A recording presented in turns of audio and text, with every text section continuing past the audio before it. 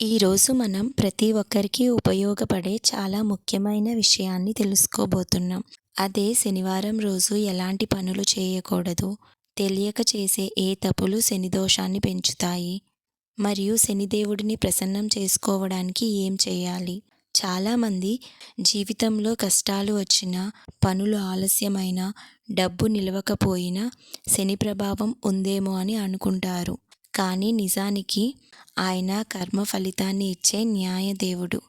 మన మంచి పనులకు మంచి ఫలితం, చెడు పనులకు తగిన ఫలితం ఇస్తాడని పురాణాలు చెబుతున్నాయి.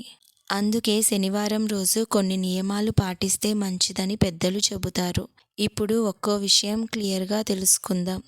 మొదటిగా శనివారం రోజు అబద్ధాలు చెప్పడం, మోసం చేయడం అస్సలు మంచిది కాదు. శనిదేవుడు నిజాయితీని చాలా ఇష్టపడతారు. ఇతరులను మోసం చేసి సంపాదించిన డబ్బు నిలవదని పెద్దలు అంటారు.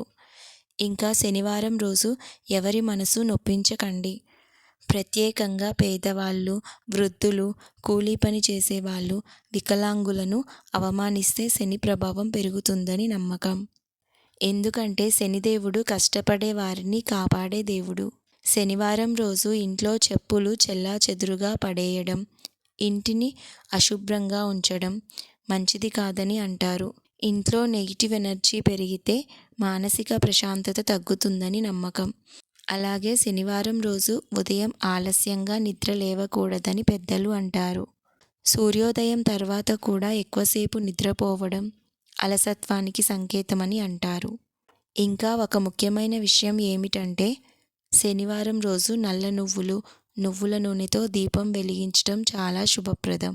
ఇలా చేయడం వల్ల శని ప్రభావం తగ్గుతుందని విశ్వాసం. చాలామంది శనివారం సాయంత్రం రావి చెట్టు దగ్గర దీపం పెడతారు. 7 లేదా 9 ప్రదక్షిణలు చేస్తారు. ఇలా భక్తితో చేస్తే జీవితంలో అడ్డంకులు తగ్గుతాయని నమ్మకం. శనివారం రోజు పగిలిన అద్దాలు, పాడైన వస్తువులు, చెత్తను ఎక్కువ రోజులు ఇంట్లో ఉంచకూడదని కొందరు చెబుతారు. ఇవి నెగిటివ్ ఎనర్జీని పెంచుతాయని నమ్మకం. అలాగే శనివారం రోజు కాకులకు అన్నం పెట్టడం చాలా మంచిదని అంటారు. కాకి శనిదేవునికి సంబంధించిన పక్షిగా భావిస్తారు. అందుకే చాలామంది నువ్వులు కలిపిన అన్నం కాకులకు పెడతారు. శనివారం రోజు ఇతరుల డబ్బు తీసుకుని తిరిగి ఇవ్వకుండా ఉండకండి. అప్పు చేసి మోసం చేయడం వల్ల కర్మ ఫలితం తప్పదని పెద్దలు చెబుతారు. చాలామంది అడిగే ప్రశ్న, శనివారం రోజు జుట్టు కత్తిరించుకోవచ్చా, గోర్లు కత్తిరించుకోవచ్చా? పాతకాలపు ఆచారాల ప్రకారం శనివారం రోజు జుట్టు, గోర్లు కత్తిరించుకోకూడదు. ఇది ఆధ్యాత్మిక నియమంగా భావిస్తారు. ఇంకా శనివారం రోజు మద్యం సేవించడం, మాంసాహారం తినడం చాలా దోషంగా భావిస్తారు. ఇప్పుడు శనివారం రోజు చేయాల్సిన పనులు తెలుసుకుందాం. ఉదయం త్వరగా లేచి స్నానం చేయాలి. ఇంటిని శుభ్రంగా ఉంచాలి. దేవుడి దగ్గర నువ్వుల నూనెతో దీపం వెలిగించాలి. ఓం శనీశ్వరాయ నమః మంత్రాన్ని 108 సార్లు జపిస్తే మానసిక ప్రశాంతత వస్తుందని విశ్వాసం. హనుమాన్ చాలీసా, శని కవచం, దశరథ కృత శని స్తోత్రం చదవటం కూడా చాలా మంచిది. ఇంకా పేదవారికి దానం చేయడం శనిదేవుడికి చాలా ఇష్టమని చెబుతారు. ప్రత్యేకంగా నల్ల బట్టలు, నువ్వులు, ఇనుము పాత్రలు, ఆహారం దానం చేస్తారు. ఇప్పుడు ఇంకో ఆసక్తికరమైన విషయం, చాలామంది శనివారం రోజు నల్ల కుక్కలకు ఆహారం పెడతారు. ఇలా చేయడం వల్ల శని ప్రభావం తగ్గుతుందని కొందరు నమ్ముతారు. అలాగే శనివారం రోజు తల్లిదండ్రులకు సేవ చేయటం చాలా గొప్ప పుణ్యంగా భావిస్తారు. ఎందుకంటే పెద్దలను గౌరవించే వారిపై శనిదేవుడు కరుణ చూపిస్తాడని చెబుతారు.